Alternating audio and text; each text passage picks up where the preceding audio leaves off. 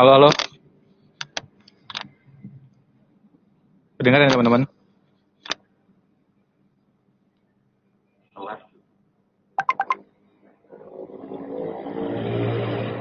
Oh, ada pertanyaan nih.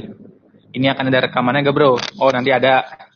Nanti tinggal buka dashboard dari Crowdcast. Kalau enggak, kita bakal ngupload dari YouTube. Itu.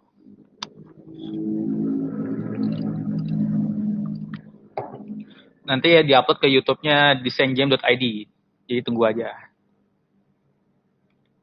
Tapi kalau kalian udah daftar, tinggal ngecek Crowdcast kalian aja.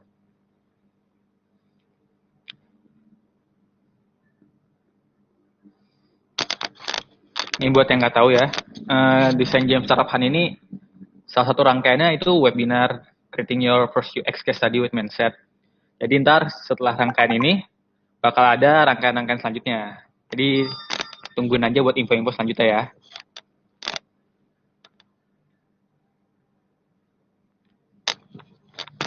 Kita ngobrol-ngobrol dulu aja. Soalnya Bang Rafinya belum datang.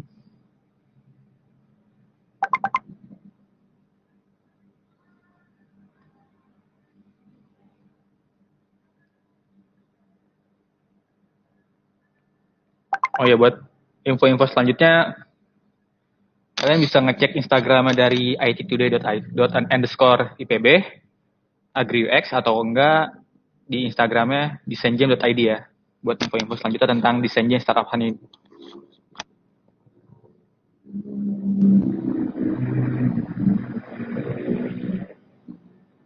Bisa juga buat di follow tuh Instagramnya, biar kita tahu info-info lanjutannya.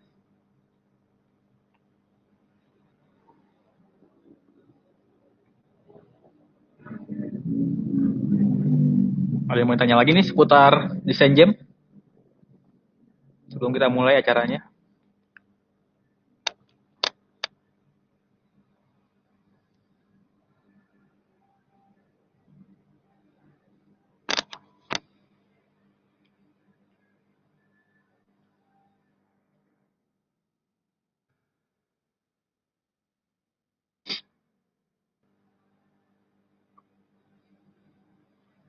Kita mulai jam ini ya, jam 7 pas kita mulai.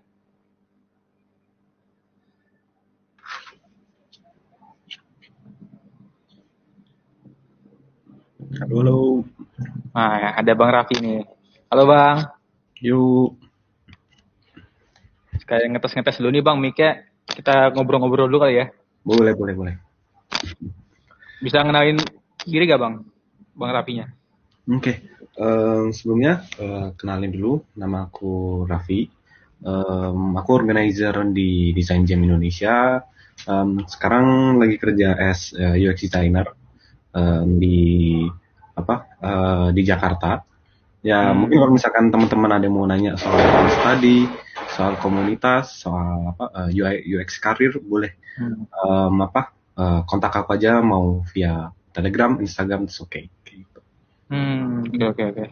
Kalau boleh tahu, Bang Raffi masih kuliah gak? Sudah lulus. Baru sudah lulus ya? Kemarin. Nah. Itu Bang Raffi bikin desain game itu sebelum kuliah apa setelah kuliah tuh Bang? Nah, jadi sebenarnya desain jam itu ini sih, apa namanya? Datangnya pertama kali waktu kegiatan di kampus kayak gitu kan. Hmm. Terus setelah aku lulus, aku pengen coba bawa nih istilahnya culture di komunitas kampusku gitu. Aku bawa untuk keluar ke publik kayak gitu. Waktu itu starting untuk si desain gamenya aja, untuk yang desain kritik itu sambil desain bareng-barengnya kayak gitu doang. Uh, Ingat banget dulu aku pertama kali bikin event pertama yang publik, itu pesertanya cuma 7 orang kayak gitu. Iya. 7 orang pun itu sama organizer yang 4 orang kayak gitu. Jadi ya kayak dari luarnya 3 orang doang kayak gitu. Nah, cuma Iya. waktu itu Desember tahun kemarin, terus kita coba konsisten untuk tiap bulannya ada, ya kan? Tiap bulannya ada kita adain dari 7 jadi 10, jadi 20, jadi 50 sampai sekarang kalau misalkan terakhir kali itu sampai 100 orang yang ikut ngedesain kayak gitu langsung. Kayak gitu sih. Kita approach-nya ya pelan-pelan lah. Itu desaingame.id itu dari kapan Bang? Kalau gue tahu. Desember Oh, Desember 19. Baru tapi udah terkenal banget ya. Itu supaya ngejaga konsistensi gimana tuh Bang? Bisa bikin acara tiap sebulan sekali. Kan lumayan sulit juga itu. Iya sih. Jadi kalau misalkan dari kitanya kan pengen ngejar lebih ke konsistensinya aja kan ya. Ya, jadi kita sebulan sekali, at least ada event si Monly Jam-nya itu sekali kayak gitu. Nah, kalau dari sisi organizer-nya juga dari kita bikin sistemnya, kita dulu awal pakai ini regis form, terus pesertanya di invite form kayak gitu segala macam kan. Waktu masuk ngejalanin kedua kali itu kerasa tuh berat gitu kan dari sisi organizer gitu. Kita cuma 4 orang ya sekitaran segitulah, masih di bawah 10 gitu kan. Nah, berat kayak gitu, akhirnya kita coba simplify sistemnya gitu. Nah, kita percaya aja gitu kan, teman-teman desainer peserta itu aku masuk, dia istilahnya punya manner lah kayak gitu, nggak bakal ngabik gitu kan, ngabik gitu. Jadi ya sudah, kita begitu open event, kita langsung share si linknya aja langsung secara publik kayak gitu. Jadi kayak nggak ada regisan lagi, udah kayak gitu. Iya sih, tapi Agriwes juga gitu awal-awal kita buka registro gini. Kita konsentrasi buat bikin acaranya lumayan susah itu. Soalnya kita kan masih kuliah juga tuh kan, sibuk juga. Iya. Kalau organizer di Design Jam mostly ini sih masih pada kuliah sih. Oh. Itu satu kampus apa gimana Bang? Satu kampus. Oh, ya. Cuma kita ini sih independen, aku nggak pengen bawa nama instansi tertentu gitu. Itu ketemu gimana Bang, kalau boleh tahu? Satu jurusan atau gimana?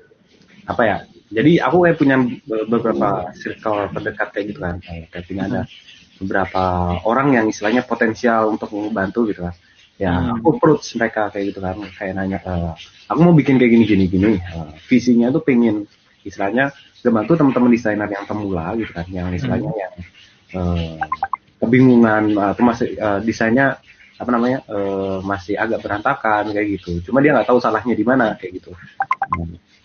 Berangkatnya tuh dari visi kayak gitu tuh, dari simpel kayak gitu. Kita pengen kayak ngebantu desainer pemula kayak gitu. Nah, dari situ ketemu kayak 1 orang, 2 orang yang istilahnya satu visi kayak gitu.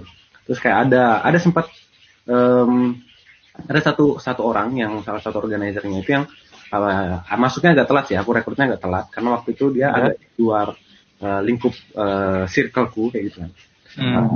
Cuma waktu itu aku lupa kejadian gimana, cuma dia ngekontakin aku gitu kan, terus dia cerita kayak masalah dia ngikutin perkembangan desain game dari awal gitu kan. Dia ngikutin perkembangan desain game dari awal. Terus dia lihat nih, awalnya dia penasaran, dia pengen bikin komunitas sendiri gitu kan. Dia penasaran, kenapa bisa secepat itu kayak gitu kan. Terus bilang kalau misalkan kamu bikin komunitas nggak bisa sendirian gitu. Nah, susah berat kayak gitu kan. Terus dia udah bilang, kalau misalkan kebetulan visi kita sama nih, daripada kamu bikin lagi dari awal gitu kan, mending kamu join kami aja kayak gitu. Terus akhirnya dia join.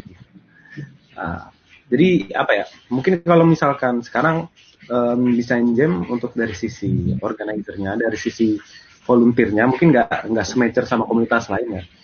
Mungkin kayak komunitas lain kayak UXID, Indo kayak gitu, atau Ixda kayak gitu kan. Itu mereka punya struktur organisasi yang jelas gitu kan. Mereka punya masa jabatan, mereka punya terstruktur dia. Terstruktur benar. Nah, kalau kita enggak kayak gitu sih, kita dari organizer-nya itu kayak cuma sekitar 8 orang gitu kan.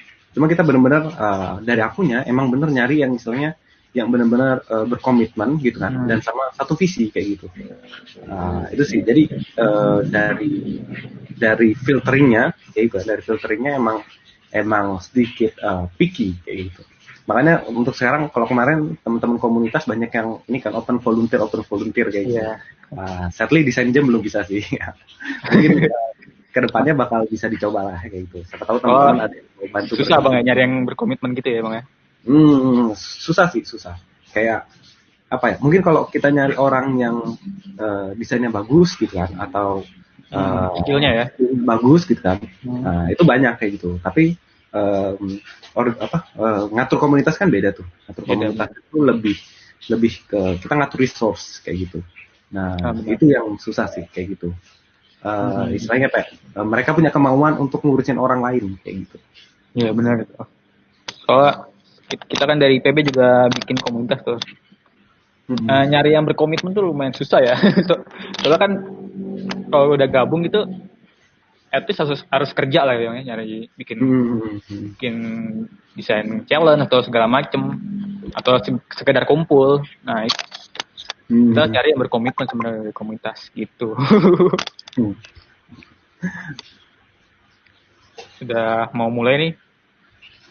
Kita akhir aja bang ya omong-omongannya, berbincang-bincangnya. Boleh. Kita open aja. Assalamualaikum warahmatullahi wabarakatuh. Selamat malam teman-teman. Selamat datang di salah satu rangkaian acara Design Jam Startup Hunt, yaitu webinar Creating Your First UX Case Study with a Mindset.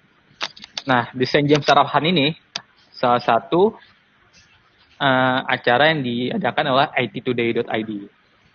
Nah, buat teman-teman yang nggak tahu IT Today merupakan acara nasional bertemakan teknologi yang pada tahun ini mengusung tema Empowering Future Generation with Disruptive Mindset yang diselenggarakan oleh Departemen Ilmu Komputer FMIPA IPB bersama dengan Himpunan Mahasiswa Komputer.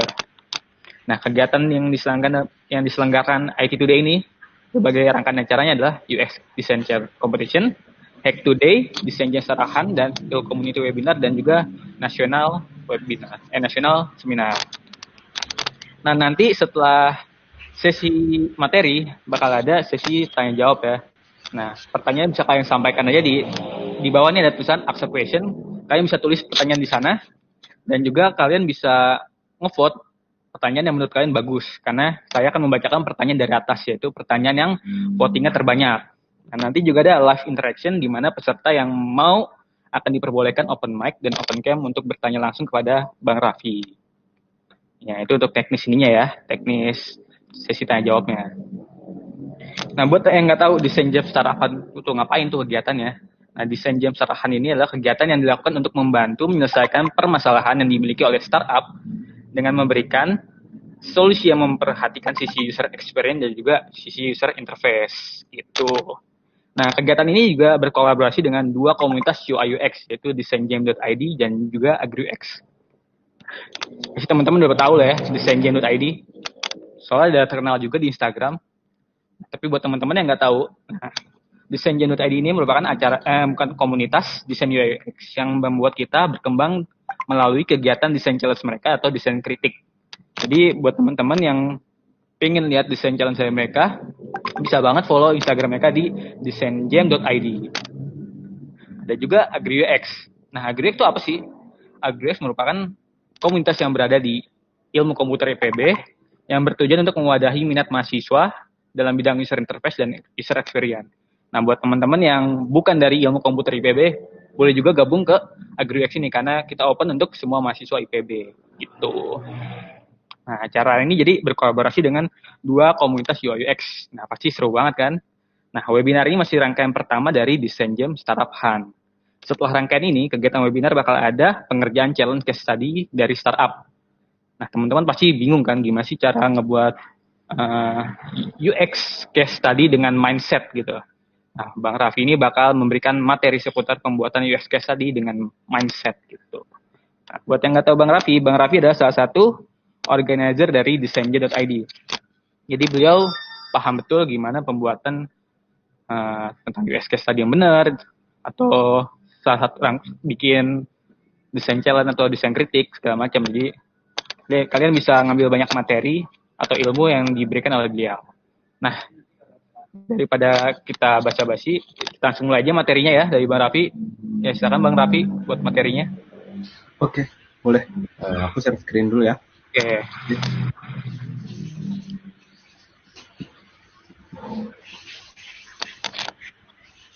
Oke, kelihatan ya screen-nya? Aman Bang, aman. Buat yang lain gimana? Peserta?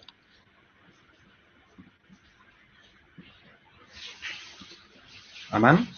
Aman ya?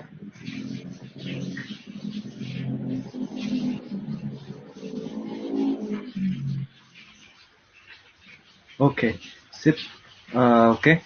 Kali ini aku bakal ngebawain materi tentang case study. Cuma aku coba bungkus dalam judul Design Process is a Mindset. Jadi di sini aku lebih ngebahas tentang beberapa mindset pada saat kita mengerjakan desain proses gitu kan. Nggak cuma sekitar nggak cuma metodologinya apa, tapi kayak lebih ke kenapa kita memilih metodologi itu, kenapa kita melakukan desain proses kayak gitu. Oke. First, kenalin dulu, nama aku Raffi. Aku UX designer, writer, mentor, sama terakhir organizer di designjam.id. Kalau misalkan kalian mau in touch sama aku, mau kontak-kontakan, bisa cari aja di Instagram, di Telegram, atau di Twitter, dimanapun itu, cari aja @raffimahfunda kayak gitu. Oke. Nah, sekarang kita lihat udah banyak ya kayak case study sebagai UX portfolio kayak gitu.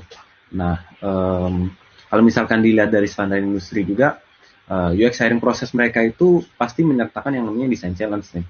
Dan sebelum design challenge itu juga ada screening. Screening itu dimana kamu ngirim CV, resume, plus sama portfolio kamu. Nah, disinilah case study kalian itu berguna kayak gitu. Kenapa demikian? Ya, karena kalau misalkan di screening, kalau misalkan kita tidak punya portfolio, bakal susah untuk istilahnya kita stand out sama desainer-desainer yang lain kayak gitu. Begitu juga pada saat kita desain challenge, kalau kita sebelumnya belum pernah mendesain sesuatu yang secara terstruktur gitu, kita belum punya proses di sana gitu kan. Itu bakal juga susah untuk kita mengartikulasikan proses dari desain kita. Kita taunya cuma kayak ya kita desain screen yang bagus selesai kayak gitu, tapi kita nggak dapat reason kenapa kita mendesainnya seperti itu kayak gitu. Nah, ya ini mindset pertama nih. Kalau misalkan untuk portfolio itu quality over quantity. Ya kalian boleh punya istilahnya ratusan dribble shot di dribble gitu kan dengan postingan yang cantik-cantik kayak gitu. Cuma personally as UX gitu kan, quality over quantity sih. Apalagi kalau misalkan ngomongin portfolio pada saat kalian apply kerjaan gitu kan. Karena recruiters atau HR itu nggak punya banyak waktu, kurang lebih mereka cuma sekitar punya waktu 2 menit untuk ngebaca semua informasi kalian gitu kan. Jadi lebih tonjolin beberapa project yang menurutmu paling bagus gitu kan. Dan ya case study itu adalah salah satu cara untuk menunjukkan dan kemampuanmu dalam desain kayak gitu. Daripada kamu nunjukin ratusan dribble shot kayak gitu.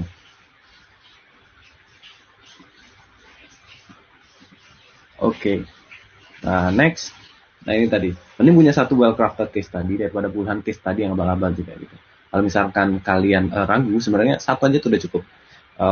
Aku sempat ngobrol sama salah satu UX designer di salah satu startup di Jakarta gitu kan. Sebenarnya kalau misalkan mereka nemu orang yang daftar atau orang yang apply kerjaan di kantor mereka, terus mereka punya satu case study aja, satu aja, itu mereka bisa ngejamin pasti dipanggil buat interview kayak gitu. Jadi kalian sudah punya case study itu sudah kelebihan dibanding desainer-desainer yang lain kayak gitu. Nah, jadi apa sih sebenarnya case study itu? Nah, kita mau coba bahas nih. Uh, Nah, jadi case study itu sebenarnya dokumenter desain proses gitu kan. Desain proses yang didokumentasikan dalam bentuk project, real project atau fake project gitu kan. Terserah mana kalau misalkan kalian ada pengalaman dengan real project, it's a good thing. Tapi kalau misalkan nggak ada, kalian bisa bikin fake project kayak gitu. Nah, tujuannya adalah untuk demonstrate atau untuk menunjukkan skillmu sebagai desainer dari sisi problem solving, bukan cuma dari sisi estetika, tapi dari sisi problem solvingnya, gitu. Nah, ini mindset pertama yang perlu dilurusin pada saat bikin case study. Case study itu bukan buat pamer metodologi. Jadi kamu nggak perlu kayak kamu belum tahu apa-apa, tapi kamu udah nyoba user journey mapping, kamu udah nyoba hook model apa segala macam kayak gitu. Case study itu bukan buat pamer metodologi, dan juga ini pengaruh juga gimana kamu nge-showcase si case study-mu gitu kan. Jangan cuma tampilin foto-foto doang, tapi jelasin apa sebenarnya yang apa yang jadi konteks dalam case study itu kayak gitu. Nah, coba kita bahas lagi lanjut. Nah, jadi case study itu sebenarnya yang kalian bahas itu ada 4 nih. Pertama, design decision. Jadi kalian ceritakan design decision kalian, alasan kenapa kalian memilih desain kalian seperti itu. Alasan kenapa kalian memilih desainnya seperti itu kayak gitu. Lalu ada thinking process gitu kan. Recruiters pengen tahu gimana sih kamu proses berpikirmu untuk meng-approach masalahnya, untuk memecahkan masalahnya kayak gitu. Terus ada problem nih, ya nggak bisa kayak kita cuma jelasin hasil akhirnya aja, tapi kita ngejelasin masalahnya kayak gitu. Jadi kita harus jelasin juga tadi permasalahannya itu apa kayak gitu. Buat pembaca itu mengerti ketiga komponen ini gitu kan. Kenapa kamu mendesainnya seperti itu, gimana cara kamu meng-approach masalahnya, dan sebenarnya itu masalahnya apa. Mereka pengen tahu seberapa paham kamu dengan masalahnya kayak gitu. Nah, terakhir dengan cara gimana? Nah, dengan cara storytelling kayak gitu. Ya, case study itu storytelling kalian kayak menceritakan gimana kamu menyelesaikan sebuah masalah kayak gitu. Jadi jangan dibikin terlalu detail, jangan terlalu abstrak juga kayak gitu. Oke. Nah, so best practice-nya gimana? Ya, kalau misalkan paling umum pasti design thinking. Cuma mungkin design thinking kalian sudah cukup awam ya. Design thinking itu ada 6 proses, ada empathize, define, ideate, prototype, test, dan implement. Nah, cuma yang perlu digaris bawahi di sini, design thinking itu bukan proses yang linear kayak gitu. Design thinking itu iteratif dan agile. Berarti kayak misalnya di sini grafiknya, berdasarkan nge-apply si design thinking gitu, nggak bisa kayak cuma satu kali doang, empathize, define, ideate, prototype, test, implement kayak gitu langsung selesai. Harus iteratif. Biasanya pasti di test, pasti ada feedback yang diterima dari user, dan itu diperbaiki. Diperbaikinya bisa balik ke prototype, atau bisa balik ke define, bisa balik ke ideate kayak gitu. Jadi dia menunjukkan proses iterasinya kayak gitu. Nah, tadi design thinking itu apa sih? Lebih kayak kita belajar masak kayak gitu. Mungkin kayak pertama kali kita ya ngikutin resepnya aja gitu kan. Kita ngikutin resepnya aja, kita ngikutin si 6 proses ini gitu kan. Nah, cuma sebenarnya design thinking itu kan sebenarnya cuma patokan ya. Itu bukan sebuah standar yang harus kalian terapkan secara kaku kayak gitu. Nah, jadi di tahap kedua, kalau misalkan kalian udah mulai mengerti dengan basic design thinking gitu kan, kalian bisa misalnya tweak tuh si resep yang udah kalian lagi kalian terapin ini gitu kan. Kalian mungkin bisa kira-kira kalau misalkan nggak perlu prototype gitu kan, bisa aja dihilangin kayak gitu. Atau kalau misalkan kalian sudah punya pengetahuan tentang base usernya, udah ada datanya gitu kan, ya tahap empathizing juga bisa dihilangin kayak gitu. Nah, jadi design thinking ini menyesuaikan gimana kamu perlunya kayak gitu. Terakhir, kalau misalkan sudah mulai mengerti gitu kan, sudah mulai paham, sudah mengerti fundamentalnya gitu kan, kamu bisa ciptain resepmu sendiri kayak gitu, kamu bisa ciptain prosesmu sendiri kayak gitu. Nah, pertanyaannya kenapa kita perlu design thinking kayak gitu? Banyak orang mungkin kayak ya karena desain proses adalah ya pakai design thinking kayak gitu. Nah, sebenarnya design thinking itu ngebantu kita, ngebantu apa? Design thinking itu ngebentuk dan struktur proses berpikir kalian kayak gitu. Supaya apa? Supaya kita bisa melihat perspektif yang lebih besar kayak gitu. Supaya kita juga bisa lebih melihat bigger picture-nya. Sebenarnya permasalahannya itu apa, solusinya itu apa kayak gitu. Dan yang terakhir ini menurut yang paling penting itu untuk kita diverge and converge. Kalau misalkan yang belum tahu tentang divergent thinking and convergent thinking, simpelnya tuh gini, kalau misalkan kalian approach suatu masalah, gitu kan, kalian cari dulu kira-kira masalahnya itu apa aja, gitu kan, baru ditentuin kira-kira masalah utamanya apa. Begitu juga untuk nyari solusi, cari dulu semua solusi yang possible, kayak gitu kan.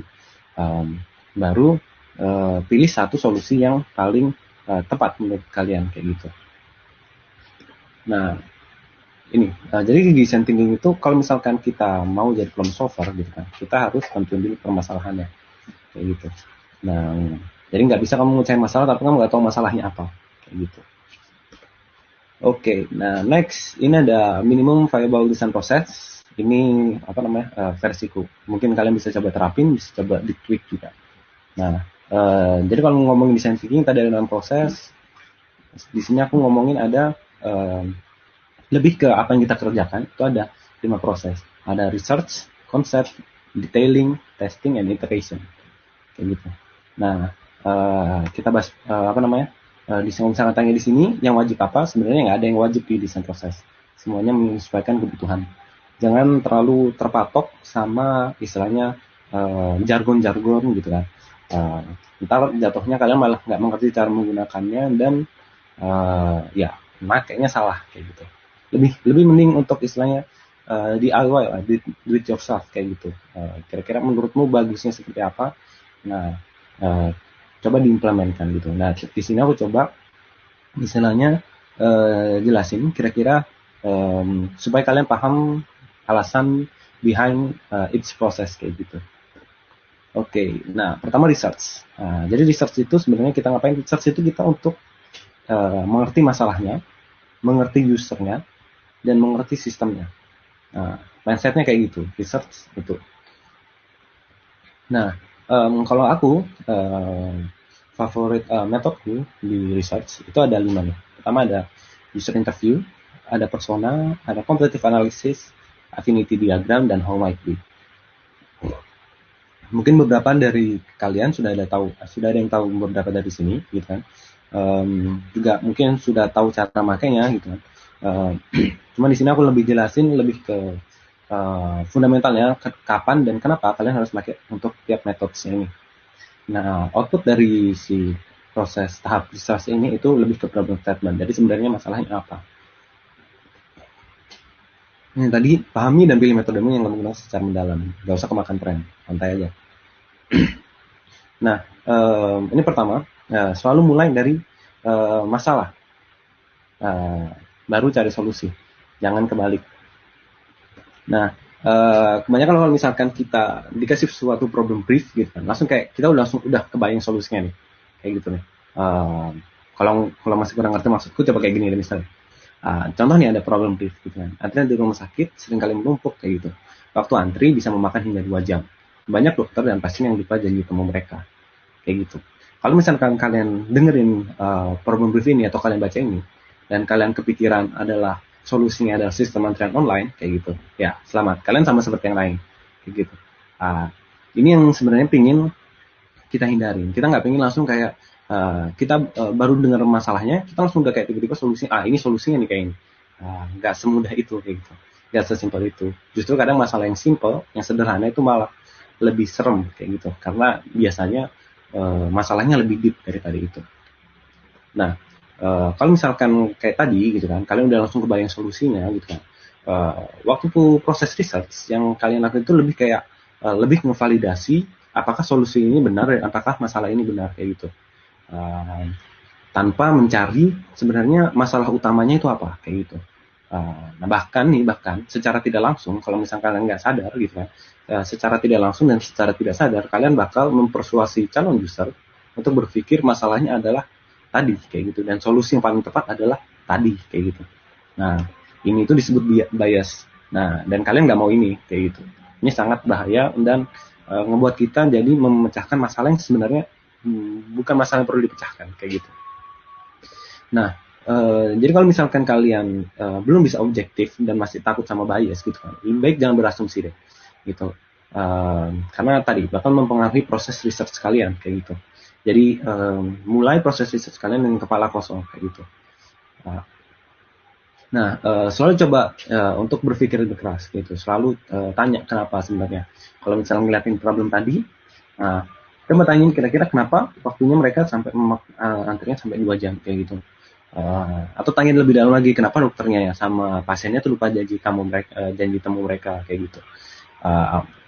Gali lebih dalam, tanya lebih dalam kayak gitu. Jangan langsung kecetus solusi, dan selama proses research jatuhnya kalian bakal lebih memvalidasi si solusinya, bukan mencari masalahnya terlebih dahulu kayak gitu.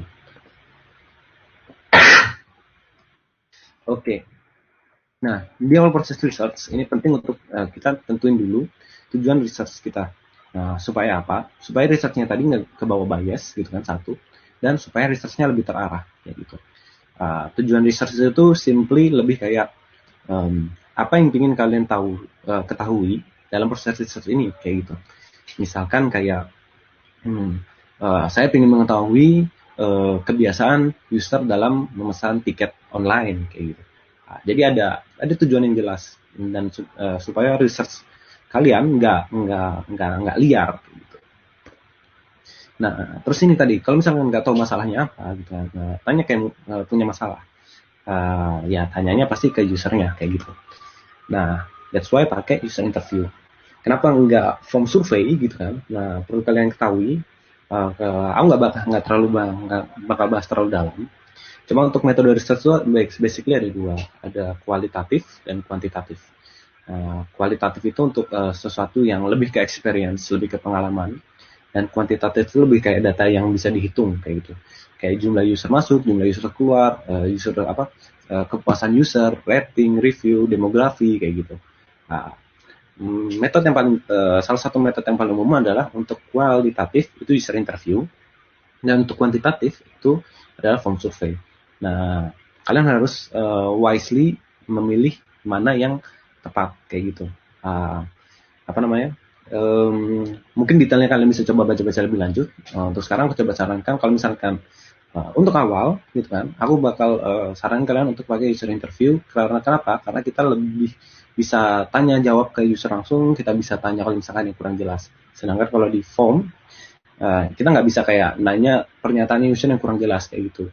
Nah kalau pernyataan user kurang jelas, jadinya insight-nya juga kurang valid kayak gitu. Dan dari sisi confidence datanya, form survei itu lebih memerlukan banyak responden kayak gitu. Sedangkan kalau user interview sekitar 3-5 itu sudah cukup kayak gitu. Oke. Nah kalau misalkan saat interview, ini perlu garis bawahi kita ya nanya ke orang yang tepat dengan pertanyaan yang tepat kayak gitu. Dalam artian berarti kita nggak bisa kayak nanya ke semua orang kayak gitu. Kalau misalkan kita mau bikin aplikasi tentang pemesanan tiket gitu kan, ya kita harus tentuin dulu siapa kira-kira yang bisa kita interview untuk permasalahan ini kayak gitu. Nah dan juga kita harus menanyakan pertanyaan yang tepat. Berarti kita harus kita plan dulu pertanyaannya apa kayak gitu. Jangan kita pertanyaan liar kayak gitu. Balik ke alasan ke awal tadi di proses research, kita harus tentuin dulu kan tujuan researchnya apa. Nah, itu bisa ngebantu kita untuk membuat pertanyaan yang tepat kayak gitu. Next ada persona. Nah, persona itu fictional character, representasi dari user kita kayak gitu.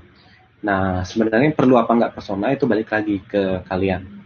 Karena tujuan persona itu, kalau belum ada yang tahu persona itu kurang lebih kayak gini. Ada demografis, ada bio, ada cerita, ada needs, ada problem, frustration, dan ini sedikit misalnya mental model gitu kan. Nah, jadi sebenarnya tujuan persona itu untuk apa? Persona itu sebenarnya untuk menyatukan pemikiran tentang siapa user kita. Nah, Kenapa perlu persona? Biasanya persona ini untuk mengkomunikasikan ke seluruh tim. Kalau misalkan user kita itu seperti ini loh, user kita itu anak muda, user kita itu pakai internetnya jago gitu kan. Yang ini ntar bisa jadi pertimbangan seluruh tim tentang bagaimana mereka mengambil sebuah keputusan kayak gitu. Nah, apakah di case tadi perlu persona gitu kan? Nah, pertanyaannya, kira-kira pembaca tahu nggak usermu tanpa kamu jelasin siapa? Kayak gitu. Nah, that's why kita perlu nyantumin persona dari user kita di case study kita, kayak gitu. Nah, next nih, sebelum kalau misalkan kalian mau bikin sesuatu yang beda gitu kan, coba pelajari dulu yang ada. Caranya gimana? Nah, pakai namanya competitive analysis. Di competitive analysis ini kita lebih kayak kita cari celah kreatif sambil ngepelajarin apa yang kompetitor lakukan kayak gitu. Di awal tadi aku tuh nggak sedikit mention tentang tujuan research. Itu kita salah satu tujuannya adalah mempelajari sistem gitu kan. Sistem yang sekarang berjalan tuh kayak gimana. Nah, ini caranya dari competitive analysis. Nah, kalian bisa baca detailnya di Mediumku. Aku di sini cuma bakal ngebahas sedikit. Nah, jadi kalau misalkan di competitive analysis ada salah satu competitive analysis kan simply kita ngebandingin tiap produk kan ya. Nah, tiap produk gitu kan. Nah, ini ada metode formula perbandingan yang aku pernah pakai nih, yang aku biasa pakai. Itu ada namanya Swayze-Duxo. Nah, panjangnya apa kalau misalkan kalian sudah awam sama SWOT, SWOT. Nah, ini kurang lebih cuma ini spesifik untuk ke sisi UX.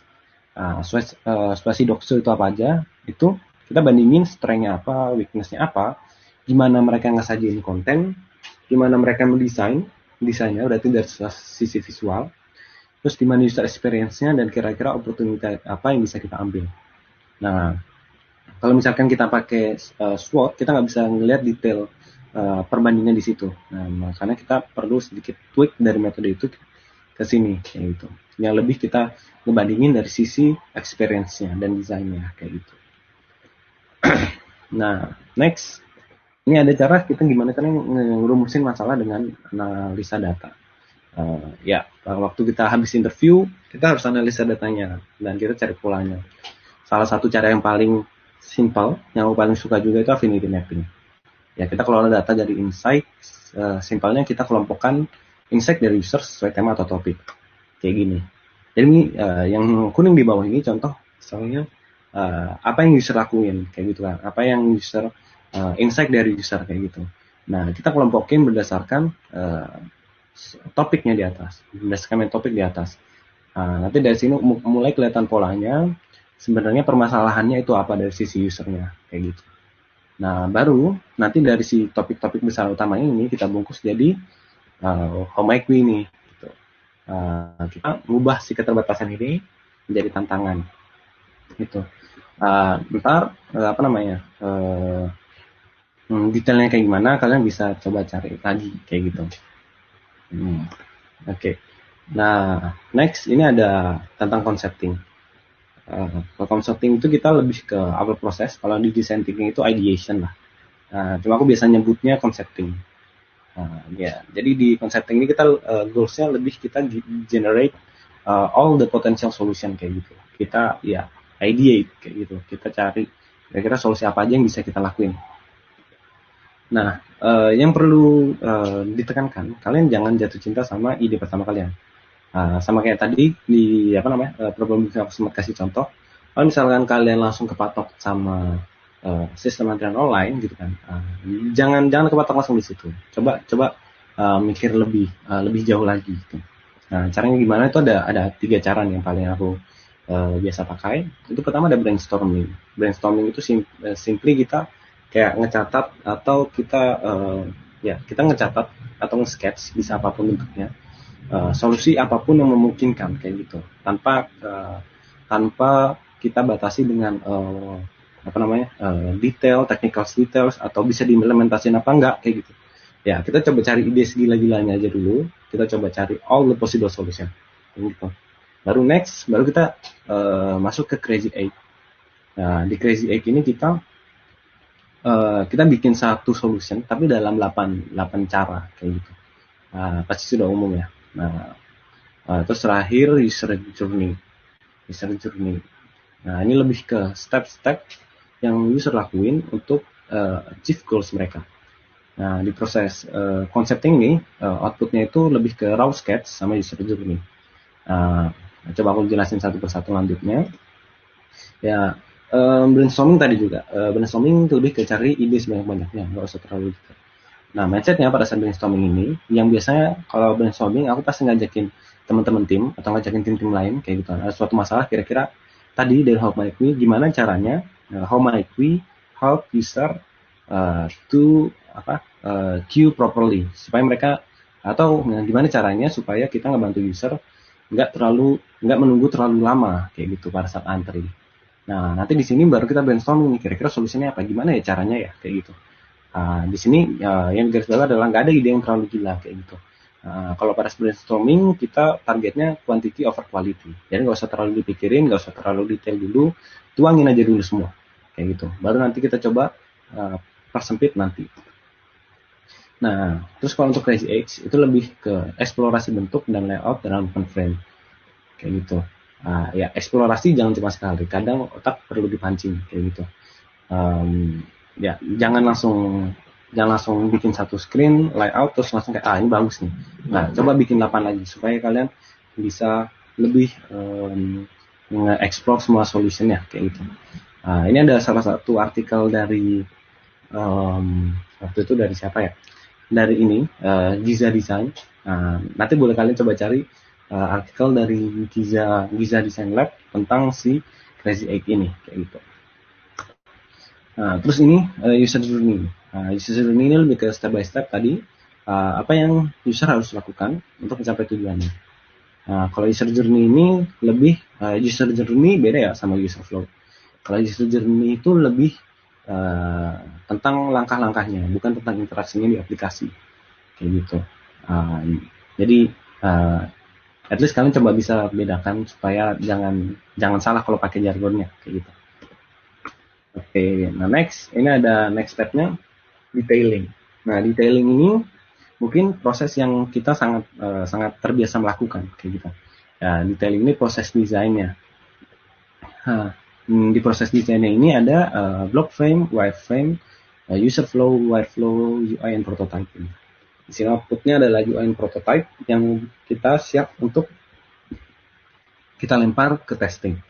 Nah, kalau misalkan kalian notice di sini ada dua nih, ada block frame sama wireframe. Mungkin kalau wireframe sudah umum, tapi block frame mungkin ada 1-2 mungkin yang belum tahu. Nah jadi sebelumnya kenapa kita bikin block frame dan wireframe dulu nih? Jadi sebenarnya wireframe itu bukan cuma buat dokumentasi nih. Wireframe itu sebenarnya ngebantu kita buat fokus ke struktur dan informasi terlebih dahulu sebelum kita masuk ke visual. Jadi kita fokusnya satu persatu. Karena kita pakai design thinking, pola pikir yang struktur, jadi kita fokusnya satu persatu, jangan langsung mikirin semuanya secara barengan kayak gitu. Nah, jadi block frame and wireframe simpelnya ya mereka kerangka konten. Bedanya adalah di seberapa detail konten yang disajikan. Kalau block frame itu lebih kayak gini. Block frame itu lebih kayak ke strukturnya dulu secara garis besar. Sama kayak ya di sini ada logo, di sini ada menu, di sini ada blok-blok, gimana cara kita natanya, layoutnya kayak gitu. Ya, lebih ke struktur informasinya, informasi aja apa aja mau ditampilkan. Nah, kalau wireframe itu lebih detail. Wireframe itu lebih ke komponennya. Di sini udah kelihatan menunya isinya apa aja gitu kan. Search, ada search box, udah masuk ke UI komponen gitu kan. Tapi belum masuk ke visualnya. Tapi kita udah detailing kita mau pakai komponen apa gitu kan. Inputnya mau kayak gimana, tombolnya mau secondary atau mau primary kayak gitu. Nah, di wireframe kayak gitu. Kenapa aku biasanya ngebagi block frame dulu sama wireframe? Sebenarnya proses pembagian kayak sketch, block frame, wireframe itu untuk membantu kita mendapatkan instant feedback. Jadi pada saat kalau misalkan kerja gitu kan, aku di kantor, aku bikin block frame dulu, aku tunjukin ke stakeholdernya, ke product ownernya gitu. Kira-kira gini nggak yang kamu maksud? Iya kayak gini, baru balik. Tapi kalau misalkan gini nggak yang maksud? Oh enggak, coba diubah sedikit kayak gini. Jadi kita bisa revisi bahkan sebelum UI-nya jadi kayak gitu. Nah ini bakal menghemat waktu kita juga kayak gitu. dan ngehemat effort juga kayak gitu. Nah, itu juga untuk wireframe. Wireframe berdetail ke sisi informasinya. Nah, di sini dari sisi wireframe kita udah bisa nunjukin nih ke stakeholder gitu kan. Informasinya benerin aja mau kita tampilin kayak gitu. Kira-kira apa namanya? Ada mau ditambahin lagi nggak kayak gitu. Jadi kita ngebawa ke step by stepnya supaya kita nggak udah terlanjur desain jauh ternyata kita salah kayak gitu. Nah, tujuannya itu untuk kita gain fokus di konten sama konten, structure sama informationnya dulu sebelum kita ke visual. Nah, untuk ke visual kita masuk ke waktu di tahap UI tadi kayak gitu. Nah, begitu juga makanya kalau misalnya di beberapa kantor ada yang dipisah antara UX designer dan UI designer, pembagian itu di situ. Pembagiannya kalau UX designer biasanya outputnya adalah wireframe. Kalau UI designer biasanya outputnya adalah UI atau mockup kayak gitu. Nah, next ada prototyping. Prototyping itu kita membuat interactable version dari solution. Ya, nggak usah terlalu detail, nggak usah terlalu interaksinya nggak usah terlalu high fidelity, karena tujuannya dari wireframe itu adalah untuk validate solution kita. Kecuali dari prototype kita itu emang memerlukan interaction yang spesifik, misalkan kayak hold action gitu kan, atau istilahnya pinch action gitu kan, yang two finger action gitu. Tapi kalau misalkan nggak ada interaction yang di luar dari sesusah itu, kita cukup bikin apa namanya prototype yang bisa diklik aja itu sudah sangat mewakili kayak gitu. Tujuannya kenapa kita bikin sesimpel itu ya tadi kita menghemat waktu, menghemat effort kayak gitu. Nah, next ada testing. Ya, testing ini kita nge-validate solution kita. Ya, salah satu cara yang paling aku suka ada dua, ada usability testing dan ada design critic. Di testing ini outputnya adalah insight dan report. Kalau misalkan usability testing mungkin sudah banyak yang tahu, ya kita uji coba ketergunaan ke calon user kayak gitu. Ya, cuma masalahnya kalau di usability testing gitu kan, kita nggak bisa kayak cuma nanya apa yang susah, kenapa nggak bisa kayak gitu ya. Kadang masalah user itu nggak cuma di apa yang mereka ucapin, cuma biasanya lebih banyak di apa yang mereka lakukan ya. Jadi waktu di usability testing kita amatin misalnya, makanya usability testing untuk remote itu agak tricky karena kita nggak bisa ngamatin usernya, mereka kesusahannya di mana kayak gitu. Nah, untuk desain kritik ini kita bisa lihat perspektif bermacam untuk melihat desain kita. Kalau desain kritik biasanya mengundang dari berbagai background. Ada yang dari bisnis, ada yang dari desain, ada yang dari researcher, ada yang dari writer gitu. Nah, ini ngebantu kita untuk melihat desain kita dari perspektif yang beragam tadi kayak gitu. Kalau misalkan kalian menerima desain kritik gitu kan, jangan baper, tapi jangan iya doang. Ya, dalam artian jangan dibawa hati, diterima open minded gitu kan, permasalahannya apa, sarannya apa. Tapi kalau misalkan kira-kira saran mereka kurang sesuai, jangan diiyain doang kayak gitu. Jelasin tujuan kalian itu apa dan maksud kalian itu apa supaya kalian bisa dapat saran yang lebih tepat kayak gitu. Nah, kalau misalkan kalian teman-teman desainer gitu kan, sekarang udah banyak komunitas desain, banyak grup telegramnya juga. Nah, banyak yang kadang minta kritik dan saran gitu kan. Nah, tapi langsung di grup gitu kan. Biasanya susah untuk dapat kritik kayak gitu. Nah, ini ada sedikit cara supaya kita dapat feedback di grup komunitas kayak gitu. Pertama, jangan cuma sebar tinggal gitu. Ya, kalian bisa jelasin sedikit konteksnya. Atau kalau mau lebih bagus, kalian PM orang tertentu kayak itu, yang emang istilahnya orang yang mau atau possible untuk mau nge-review desain kalian kayak gitu. Jadi kalau misalkan kalian sebar langsung itu biasanya dihirauin aja, langsung ditinggal kayak gitu. Nah, terus kedua, tanya orang spesifik untuk kalian tertentu. Kalau misalkan kalian mau nanya tentang cara research gitu, ada baiknya kalian tanya ke researcher yang ada di grup itu. Atau kalau misalkan nanya tentang sisi UX, ya tanya ke UX kayak gitu. Terus terakhir, minta saran dan kritik yang jujur dan belak-belakan. Ya, istilahnya agak susah kalau misalkan orang kritik dengan cara manner yang tepat gitu. Nah, tapi kalau misalkan kalian yang sudah sangat terbuka dengan kritik yang belak-belakan, ya minta aja kayak gitu. Orang bakal lebih gampang untuk ngasih kritik secara luas lah kayak gitu. Nah, terus satu trik lagi kalau misalkan di komunitas design jam biasanya yang dilakuin, kalau misalkan minta kritik, yang di-share jangan link dribble-nya, tapi link Figma-nya. Karena kalau misalkan di dribble kan itu publik ya. Misalkan di komen kan gak enak juga. Tapi kalau misalkan kamu share link Figma-nya gitu kan, kita bisa langsung komen-komen di Figma-nya itu gitu. Nah, kita biasa di grup Telegram Design Jam ngadain kegiatan kayak gitu tuh. Ada yang nge-share link Figma, ntar langsung pada komen kayak gitu. Nah, itu udah one step ahead untuk bisa dapat kritik lebih baik kayak gitu.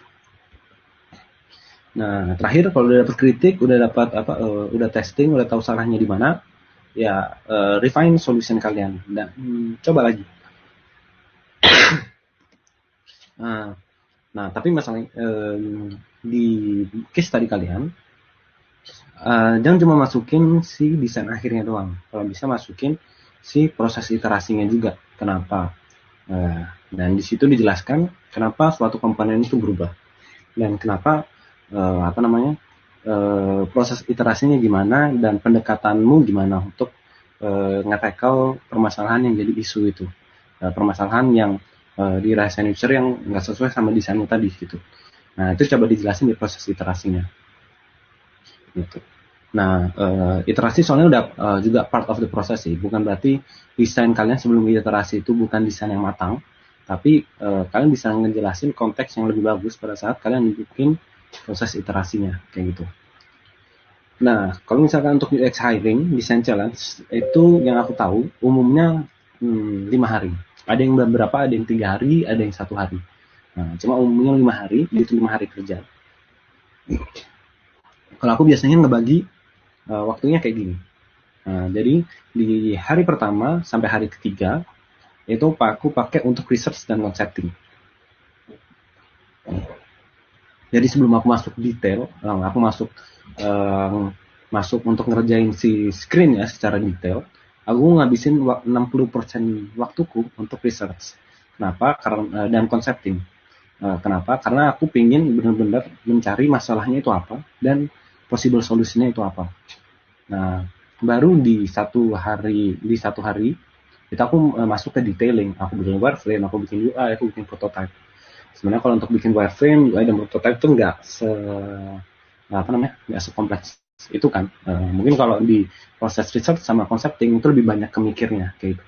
Lebih ke coba beberapa solusi kayak gitu. Nah, itu yang susah. Nah, kalau aku komposisinya kayak gini, 60% di research and concepting, terus ada 1 hari di detailing, ada setengah hari untuk testing sama iteration, dan setengah hari lagi untuk bikin dokumentasinya kayak gitu. Nah, ya yang plan ini itu dibikin di awal sebelum ngerjain si desain case tadinya. Jadi sebelum mulai kita rencanain dulu kita pahami masalahnya dan kita pilih pendekatannya. Kita mau pakai metode apa aja di proses ininya tadi, kita mau pakai desain kritik, mau pakai usability testing, itu kita rencanain di awal. Kita mau interview, kita mau istilahnya bikin persona, itu kita rencanain di awal supaya kita tahu time frame-nya kayak gimana kayak gitu. Nah, terakhir ya enjoy proses. Kalau misalkan kalian nggak suka mau bikin case study begitu kan, ya mungkin UX karir kurang tepat untuk kalian. Karena kalau misalkan kerja, ya kita kurang lebih tiap hari kayak bikin case study kayak gitu. Okay, so what's next? Kita ya udah dapat mindsetnya, mungkin kalian nanti bisa baca lebih lanjut tentang tiap prosesnya dan tiap metodologinya. Nah, selanjutnya apa sih lakuin? Nah, ya kalian bisa pertama visit Linktree, desainjam.id/desainjam.id. Terus di situ ada beberapa link, ada Instagram ya, follow kita di Instagram. Terus cobain hiring simulation challenge dari kita. Kalau misalkan kalian sudah buka challenge-nya, kalian udah mulai bikin case study-nya, kalian bisa discuss case study kalian di grup Telegram kita. Itu ada link untuk join grup Telegram kita kayak gitu. Nah, ini contoh hiring test design challenge. Di sini aku kita udah sempat bikinin list of problem dan teknis dan deliverables apa yang harus kalian bikinin ya, seolah-olah kalian lagi masuk ke hiring proses kayak gitu. Bisa langsung dicobain aja. Mungkin dari aku itu aja. Thank you.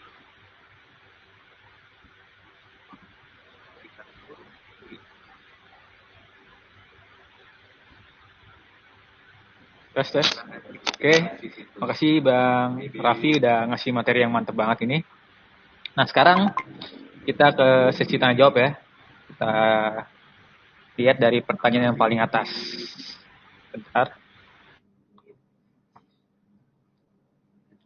Pertanyaan paling atas, kita lihat pertanyaan dari Naufal. Kak Raffi ingin bertanya, untuk melamar UI designer dan UX designer, perbedaan portofolionya apa ya Kak? Nuhun. Dia nanya itu Kak. Portofolionya nih. Oke. Nah, kalau misalkan untuk UI dan UX, mungkin bedanya dari sisi fokusnya. Karena karena UI lebih fokus ke sisi tampilan, eksplorasi tampilan dan istilahnya mungkin kayak pemilihan warna, pemilihan komponen, gitu kan. Terus pemilihan desain pattern kayak gitu, lebih ke situ. Kalau UX lebih ke wireframing-nya, information-nya, research-nya kayak gitu. Nah, kalau ini aku mending saranin untuk lihat videonya Kak Lucky yang sama Mayantara. Itu dia ngebahas tentang formula mana ya? Aku coba cari nih. Baik ya. Nih. Nah, di sini dia ngebahas lebih detail sih tentang portfolio itu komponennya apa aja gitu kan. Dan untuk UX itu fokusnya gimana, untuk UI itu fokusnya gimana gitu. Nah, itu bisa dicek aja tuh, udah aku jawab tuh ya. Mudah-mudahan menjawab. Oke. Kita ke pertanyaan selanjutnya ya. Pertanyaan dari Imamul Haq. Bang, apa sih perbedaan dari portofolio yang good quality sama bad quality? Nah, ini juga lumayan bingung juga ya. Good quality kan tergantung juga tuh. Oke. Bang Raffi gimana Bang? Jadi kalau untuk untuk portfolio yang good quality dan bad quality, ini agak subjektif sih sebenarnya. Nah, jadi kalau dari sisi portfolio, lebih tadi sih kalau untuk untuk case study gitu kan, case study lebih ke jangan pamerin metodologi yang kamu pakai, tapi lebih ke ceritain permasalahan apa yang kamu mau pecahin kayak gitu. Itu satu. Kalau misalkan terlalu banyak pakai jargon dan kamu tapi nggak tahu jargonnya atau nggak tahu metodologi yang kamu pakai gitu kan, dan kamu nggak bisa ngejawab reasonnya kenapa pakai itu tuh bakal terkuak semua pada saat proses interview kayak gitu. Jadi ya coba dihindarilah kayak gitu. Habis itu kalau untuk yang good itu biasanya yang benar-benar kalau misalkan dibaca itu kamu benar-benar kayak memahami permasalahannya dan kayak dapet ini ternyata solusinya kayak gitu. Jadi lebih ke sisi storytellingnya kayak gitu. Mungkin gitu. Dan sama jangan terlalu banyak sih kalau untuk portfolio. Portfolio itu 1-3 cukup. Kayak gitu. Oke. Jadi gitu ya teman-teman. Kita bedain portfolio yang good quality sama bad quality. Tapi ini masih tergantung juga ya, soalnya bagus itu kan relatif juga. Benar. Kita lanjut ke pertanyaannya. Siapa nih, gak ada namanya ya? Dodi. Nah, Dodi bertanya nih, kalau bikin fake study case pakai metode design thinking, terus di tahapan empathize kita nggak beneran melibatkan itu gimana Bang? Oke. Nah, paling dari sini ini sih jatuhnya kayak lebih kalian missing the point-nya kayak gitu. Tujuannya sebenarnya kan pada saat kalian ngelakuin tahapan empathize dan kalian ngelibatin user kayak gitu kan.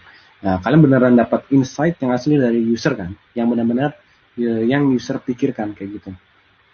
Kalau misalkan kalian nggak ngelibatin user beneran dan kalian istilahnya lebih kayak ngesimulasiin gitu kan, jatuhnya insight yang kalian dapat itu bukan real dari usernya kayak gitu. Ya, kalau dari sisi case study gitu kan, mungkin nggak ada pengaruh langsung karena produknya pun juga nggak diimplementasikan kan. Tapi kalau ngomong dari sisi saat kalian building produk gitu kan, pada saat kalian nggak ngambil insight dari user beneran gitu kan, ya pada saat produknya dibikin bukan buat user itu kayak gitu.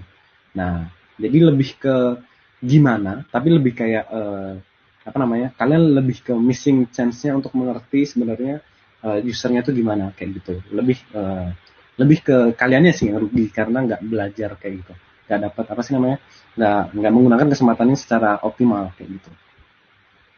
Kalau dari recruiters atau dari HR atau dari yang baca kan mereka nggak ada ngerugi kan kayak gitu. Mereka nggak peduli nggak tahu kamu bener ngelakuin itu apa enggak kayak gitu. Cuma masalahnya pada saat kamu nggak ngelakuin itu kan kamu kehilangan kesempatan untuk belajar dari usernya kayak gitu loh. Jadi lebih ke lebih ke kalau misalkan case study karena lebih pengen ngesimulasiin real project ya, perlakukan case study kalian seperti real project lah kayak gitu. Benar-benar. Jadi kalau kita nggak empathize juga, kita nggak bisa ngevalidasi sih. Soalnya kan benar.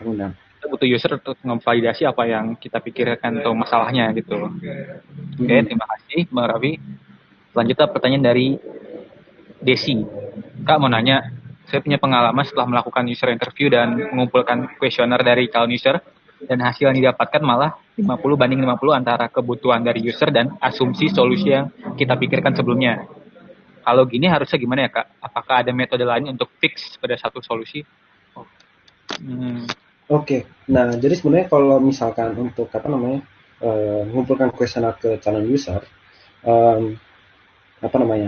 batasnya itu kan sebenarnya kalau untuk kayak interview, untuk form itu kan nggak ada batas tertentunya berapa orangnya, gitu kan? Kayak misalkan contoh kalau interview itu 5 orang, itu pun juga itu magic number-nya kayak gitu. Kalaupun kalian 3 orang, itu sudah kelihatan polanya dan insight-nya udah itu aja kayak gitu kan. Nah, berarti ya sudah cukup interviewnya gitu. Nah, begitu juga untuk survei. Kalau misalkan kalian nge-survei 50 orang atau misalkan kayak 10 orang gitu kan, dan insight-nya udah sama semua kayak gitu kan, sudah sama-sama aja gitu. Nah, ya berarti sudah cukup 10 itu kayak gitu. Nah, tapi kalaupun kalian nge-survei 100 orang tapi ternyata hasilnya masih 50-50 gitu kan. Berarti di sini datanya belum confident kan, belum bisa disimpulkan ke suatu data kayak gitu, atau ke satu insight kayak gitu. Nah, di sini perlu ya survei lebih lanjut, perlu responden yang lebih banyak kayak gitu, perlu insight yang lebih insight yang lebih variasi kayak gitu. Ya, jadi jawabannya nambahin surveinya. Dan tadi sih mungkin kalau dari sisi survei atau kuesioner, aku nggak kurang ini sih, nggak saranin sih kalau misalkan untuk bikin case study. Soalnya datanya bisa aja kurang valid kayak gitu. Lebih bagus kalau misalkan kalian coba latihan interview. Kalau misalkan kalian malu-malu saat interview, ya kalian bisa phone interview aja lewat telepon, gitu kan, nggak usah tatap muka, nggak apa-apa. Kan yang penting lebih ke komunikasinya. Atau kalau lebih malu lagi, bisa interview lewat chat kayak gitu. Itu lebih bagus daripada form survei. Karena apa? Karena pada saat kita lewat chat, gitu kan, itu interaksinya kan satu-satu kan. Kita bisa nanya balik kalau misalkan ada pernyataan dari mereka yang kurang jelas kayak gitu. Jadi kalian bisa dapat insight-nya lebih matang juga kayak gitu. Itu sih jawabannya. Jadi kalau misalnya kita ngambil secara survei, kita tambahin lagi bang surveinya itu ya. Tapi saranin lagi lebih bagus kita interview. Supaya lebih bagus lagi itunya, insight-nya. Nah, selanjutnya pertanyaan dari Imam. Bang, case study bagusan present di Medium, PDF, blog, website. Terus apa bedanya dengan tiga platform tersebut untuk present case study? Oke. Hmm, jadi kalau misalkan nanyain medium PDF atau blog site, sebenarnya nggak ada perbedaan yang signifikan. Em, tapi aku kalau kalau personally aku ngesaranin satu blog site, kedua PDF, baru ketiga medium. Kenapa? Karena kalau misalkan blog site itu kalian nge-provide istilahnya apa ya? Em, Image yang lebih profesional gitu kan. Istilahnya kalian willingly to put effort di situ untuk nge-present portfolio kalian. Nah, terus kalau untuk PDF, kenapa di PDF? Kalau di PDF itu karena kalian ini sih, kalian sudah kumpulin kan portfolio yang terbagus di situ. Jadi kalian benar-benar nunjukin apa yang perlu ditunjukin doang ke si apa namanya HR kayak gitu. Baru terakhir ke medium kayak gitu. Nah, medium ini karena lebih ke tulisan, dan di medium itu emang platform buat tulisan banyak kan kayak gitu. Jadi emang start dari yang lingkupnya paling kecil dan apa ya, yang bisa kalian kontrol lah kayak gitu. Lebih ke situ sih. Uh, jadi ke website dulu satu, PDF supaya bisa kalian filter mana yang mau kalian tunjukin, baru terakhir medium. Oke, nah buat teman-teman yang ingin bertanya secara langsung sama Bang Raffi, bisa komen di chat nih. Jadi ntar dipersilakan untuk on cam dan on mic. Jadi kalau mau bertanya langsung bisa klik, ya bisa chat di sini.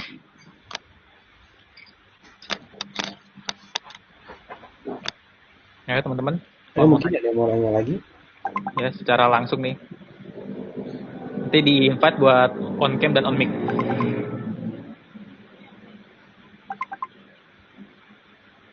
Apa kita lanjut aja dulu ya, ask question-nya? Boleh. Ini banyak nih yang nanya dari si kolom pertanyaan. Iya. Oh, ada dari Gita. Kak, kalau UX harus bisa ngoding gak juga? Pertanyaan ini nih, lumayan banyak nih. Ini sih pertanyaan yang muncul di mana-mana sih. Iya. Jadi gini sih, simpelnya enggak. Cuma kalau misalkan kalian punya sedikit knowledge tentang code gitu kan, itu ngebantu kalian buat berempati sama developernya gitu. Jadi saat kalian bikin desain gitu kan, kalian bikin desainnya enggak apa ya, enggak semena-mena kayak gitu. Mungkin lebih ke situ sih. Jadi simpelnya nggak perlu, nggak harus bisa ngoding kayak gitu. Cuma good to know kayak gitu. Oke. Oke, jadi nggak wajib ya buat ngoding. Jadi semua jurusan bisa banget jadi UX designer. Benar. Wow. Nah, ini ada dari Reja. Apa aja sih Bang aspek yang bikin portofolio UX itu menarik perusahaan dan bagus gitu? Oke. Jadi aspek yang bikin portfolio itu menarik gitu kan. Kalau yang jarang ya, kalau aku ngomongin yang jarang deh. Kalau misalkan kayak desain thinking proses sudah umum kan.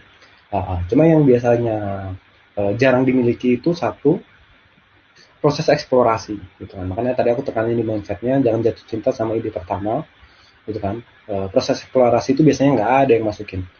Nah, di proses eksplorasi itu juga kamu bisa nunjukin kalau misalkan kamu nggak bikin satu solusi doang gitu kan. Kamu nyoba-nyoba untuk semua solusi yang ada.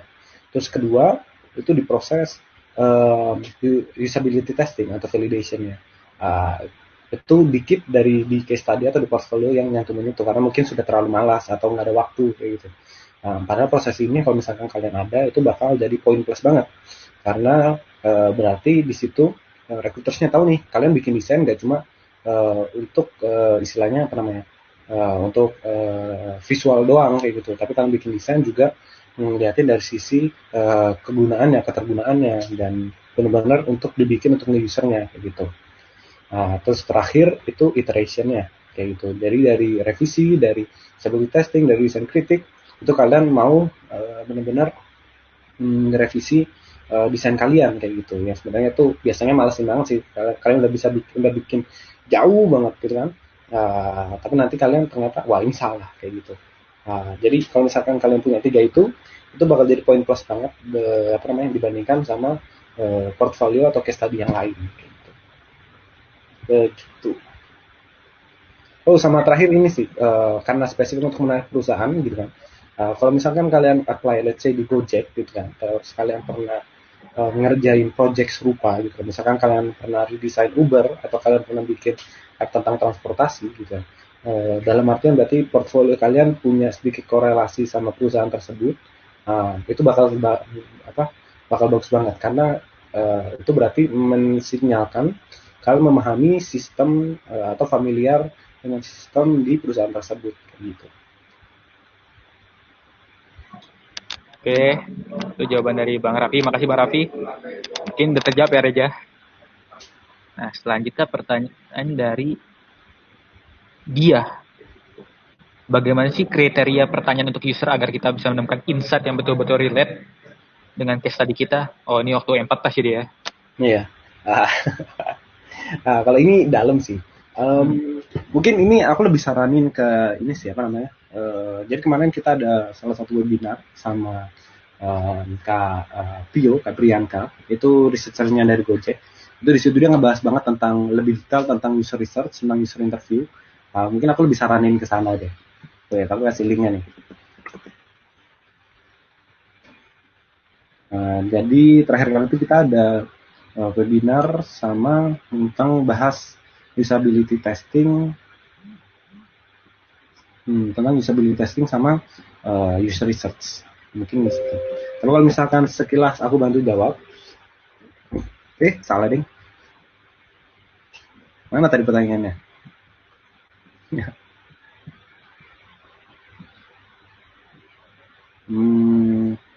Oke, wait. Oke. Nah ini linknya ya, ini salah jauh yang di pertanyaan siapa ini di yang. Nah cuma aku share di chat aja nih. Boleh.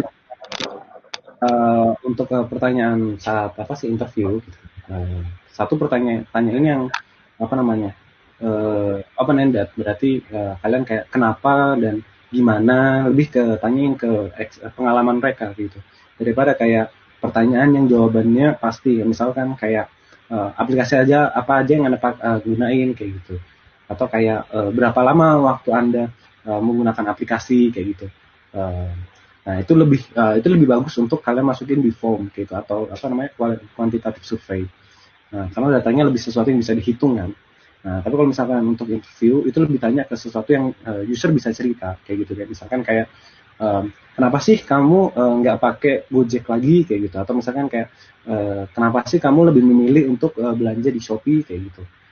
Coba ceritain dong pengalaman belanja pertama kamu waktu di Shopee gitu. Nah, lebih ke cerita kayak gitu, lebih ke tanyain ceritanya kayak gitu, daripada tanyain jawabannya gitu. Nanti kamu dari cerita mereka baru kalian bisa simpulin kayak gitu. Iya. Jadi intinya pertanyaan jangan langsung ke asumsi yang kita buat, jangan ngarahkan. Benar. Gimana cara kita bisa buat user kita cerita gitu, biar kita bisa mendapatkan validasi dari masalahnya. Iya benar. Soalnya kalau kita nanya langsung untuk memvalidasi solusinya, biasanya itu pasti kita kayak secara nggak langsung kita mempersuasi user untuk berpikir demikian kayak gitu. Nah itu bias kayak gitu. Benar-benar. Nah, gimana buat teman-teman, masih ada yang mau live interaction buat langsung nanya ke Bang Raffi? Langsung di chat aja nih. Kita tunggu.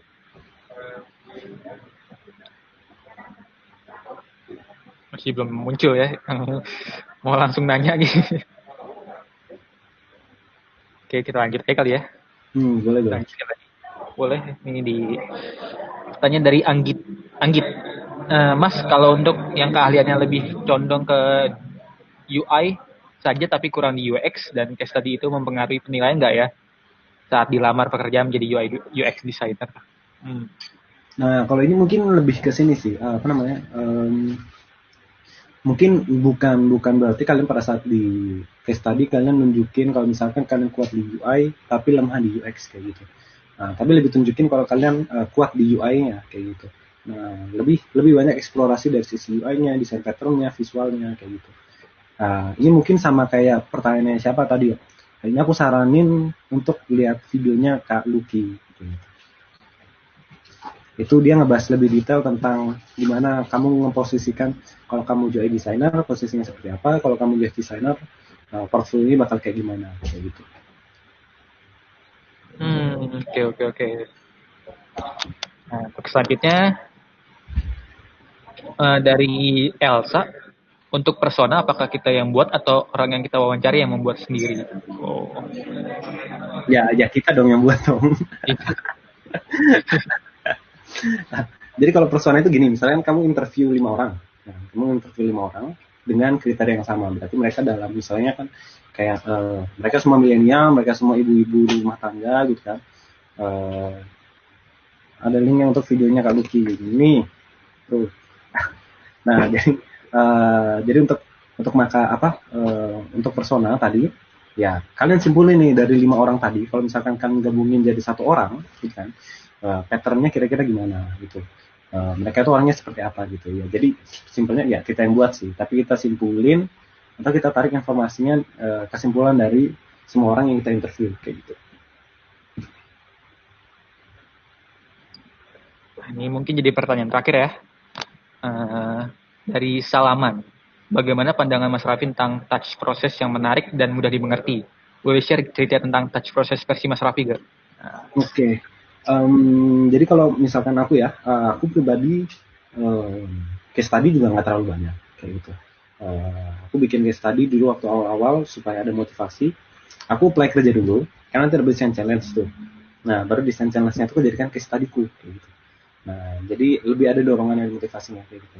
Nah, tapi seiring aku apply beberapa kali ketolak gitu kan. Kayak ya pasti ada proses evaluasinya lah di situ ya. Nah, di situ kayak aku belajar kayak ternyata kalau misalkan top proses yang menurutku pribadi paling menarik itu top proses yang original kayak gitu. Yang misalkan apa ya? Ya mungkin nge-apply beberapa metodologi kayak design thinking atau design sprint, tapi nggak baku ngikutin mereka kayak gitu, nggak baku ngikutin metodologi gitu, yang benar-benar let's say kayak apa ya? Mungkin kalau aku, karena aku bikin istilah sendiri, soalnya kadang agak ini kan kalau misalkan aku mau bandingin, kadang aku pakai competitive analysis kalau emang ngebandingin sama kompetitor gitu. Tapi kalau aku mau belajar dari mereka gitu kan, mau atau dari sistem yang ada gitu kan, aku pakai istilah benchmarking kayak gitu. Nah, lebih ke situ sih, ke originalitas kayak gitu. Kayak pada saat kamu tahu apa yang kamu butuhin, misalkan kayak aku nggak tahu usernya kayak gimana nih gitu kan. Aku tanya usernya kayak gitu. Atau kayak aku nggak tahu nih maksudnya si klien ini apa gitu kan. Aku tanya stakeholdernya gitu. Jadilah stakeholder interview kayak gitu. Yang sebenarnya nggak harus kepatok sama susunan metodologi design thinking atau susunan metodologi yang lain kayak gitu. Yang kalian emang benar-benar nge-crafting si desain proses kalian itu sesuai kebutuhan kalian gitu. Oke. Makasih Bang Raffi. Jawaban-jawabannya mantap-mantap banget. Nah, ini masih banyak ya pada pertanyaan-pertanyaan yang ingin ditanyakan ke Bang Raffi, tapi karena keterbatasan waktu, kita sudahi aja untuk sesi tanya jawab ya. Jadi, tadi kan kita udah dapat materi gimana cara ngebuat UX case study dengan sebuah mindset dari Bang Raffi ya. Kita dapat banyak ilmu dari tahap-tahapannya, metodenya, risetnya gimana, segala macem. Nah, tapi kan kalau kita cuma dapat ilmu gitu, ilmunya aja, nggak kita praktekkan kan kurang. Nah, jangan khawatir ya, di sini masih tahapan pertama dalam desain jam startup Han. Jadi, di tahapan selanjutnya kita bakal mempraktekkan apa yang telah kita dapat dari ilmu yang disampaikan oleh Bang Raffi. Oke, sebelum itu, saya mau ngasih tahu kalau desain jam startup Han ini disponsori oleh pajak.io. Nah, buat ya teman-teman yang nggak tahu pajak.io, pajak.io adalah mitra resmi dari Otoritas Pajak Indonesia. Pajak.io berkomitmen untuk merevolusi sistem administrasi perpajakan di Indonesia sehingga wajib pajak dapat merasakan solusi perpajakan yang mulus, aman, dan terintegrasi. Nah, pajak.io ini mengkampanyekan bahwa melaksanakan kewajiban perpajakan bagi institusi atau orang pribadi seharusnya bisa lebih mudah. Nah, di sini, di desain jam startup ini, pajak.io ingin kita membantu mereka menyelesaikan dua masalah yang mereka miliki nih. kita lihat ya masalahnya apa aja. Nah, ini dia. Jadi pajak.io ngasih 2 desain brief.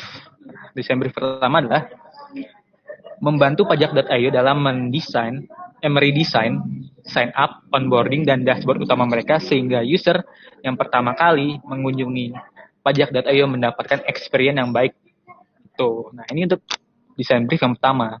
Nah, untuk desain brief yang kedua, kita disuruh membantu pajak.io mendesain suatu fitur proses pembayaran dan pelaporan pajak supaya para pengusaha lebih mudah untuk melaksanakan kewajiban membayar pajak untuk usahanya. Jadi kalian bisa memilih nih dari 2 desain brief ini, kalian bisa memilih salah satu aja. Tapi kalau kalian mau mengerjakan keduanya ya boleh sih, tapi yang dikumpulkan satu aja gitu. Nah, ini kan ada tanggal ya, 23 sampai 28 Agustus. Jadi jarak buat ngerjainnya tuh 5 hari. Nah, jika di dalam jangka 5 hari itu kalian udah selesai mendesain atau meredesign, kalian bisa ngepost showcase yang kalian buat itu ke Instagram dengan hashtag DesainJam Startup Han dan tag desainjam.id, AgriUX, dan juga ITtoday_IPB. Nah, jadi ini kita ngepost di Instagram, sebenarnya nggak wajib, tapi ngebantu para penilai atau juri, membantu untuk menilai showcase kalian. Gitu. Oke, selanjutnya. Nah, ini adalah pengumpulannya. Jadi, tadi kan yang di Instagram tuh ngepost tuh nggak wajib ya. Nah, kalau ini kalian wajib untuk ngepost link Figma kalian ke Bitly DSH submisi. Jadi ntar kalian post aja kalian upload saja link Figma kalian. Nah, dan juga kalian bisa lihat informasi lebih lanjut seputar desain jam startup ini di guidebooknya di Bitly DSH guidebook gitu. Oke. Nah, setelah penilaian, penilai akan memilih 5 peserta dengan showcase terbaik. Nah, karyanya akan dilakukan live kritik bersama DesainJam.id, AgriUX, dan juga desain expert dari pajak.io. Nanti bakal diseleksi lagi, bakal dikritik lagi untuk menemukan 3 peserta terbaik yang akan mendapatkan hadiah berupa sertifikat, hadiah oleh startup terkait, dan juga baju dari DesainJam.id. Nah, menarik banget kan hadiah-hadiahnya. Udah dapat ilmu, bisa dipraktekkan, bisa dapat reward juga. Jadi jangan lupa untuk ikut rangkaian acara dari DesainJam Startup Han ini. Kita udah di penghujung acara ya.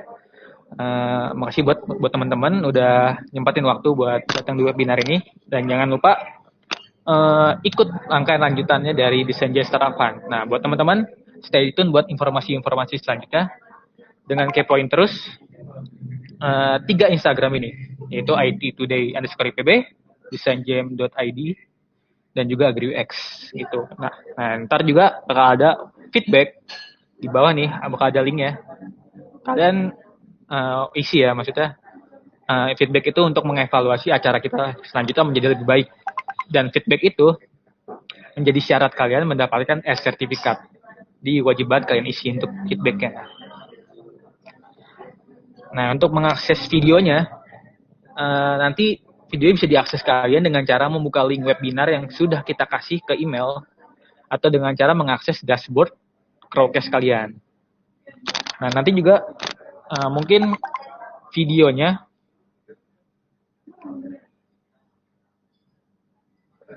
bakal di-upload ke DesainJam.id di YouTube-nya. Oke. Nah, buat Bang Raffi, makasih banget ya Bang ya udah ngasih materi yang bagus banget nih. Kita dapat banyak banget insight nih kita semua. Saya aja yang moderator jadi ikut nyimak sih buat materinya. Nah, untuk ini Bang Raffi bisa ngasih ini nggak, kalau orang mau nanya gitu ke Bang Raffi, bisa kasih sosmednya mungkin buat nanya atau segala macam. Oke, boleh. Jadi pertama ini sih, aku saranin kalian buat pertama join grup Telegram kita. Ini aku kirim linknya. Nah, kalian bisa klik buka aja linknya itu. Di sana ntar ada link untuk join grup Telegram. Nah, kalian kalau mau tanya-tanya bisa tanya aja di situ, atau bisa tanya langsung ke aku di situ. Nah, aku bakal stay di situ sih. Nah, atau kalau misalkan mau nanya lewat DM di Instagram boleh juga kayak gitu. Atau kalau mau nanya aku personally bisa tanya di Instagram, bisa tanya di Telegram. Pakai cari aja @raffi_mahfud. Oke. Jadi buat teman-teman yang ingin bertanya kepada Bang Raffi bisa klik link tree-nya di senja.id dan juga bisa follow Bang Raffi di Instagram di @raffimahfunda. Oh iya teman-teman, tentang desain briefnya kalian bisa mengaksesnya besok jam 7 malam ya, karena belum bisa diakses sekarang. Jadi uh, bisa diakses jam 7 malam ya besok, belum bisa sekarang gitu. Oh ya Bang Raffi, boleh ngasih nih gak Bang close statement? Oke, boleh. Oke, jadi sebenarnya gini ya, case study ini sebenarnya kan banyak banget yang udah mulai bikin.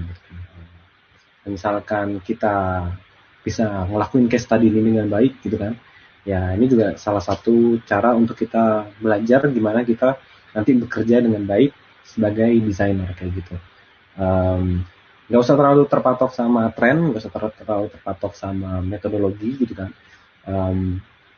Mulai aja dulu. Mulai aja dulu. Tadi balik lagi ke mindsetnya, untuk mecahin masalah gitu kan, cari dulu masalahnya, cari dulu semua possible solutionnya, baru bikin desainnya. Oke, dari aku itu sih. Thank you. Terima kasih Bang Raffi atas closement statement-nya.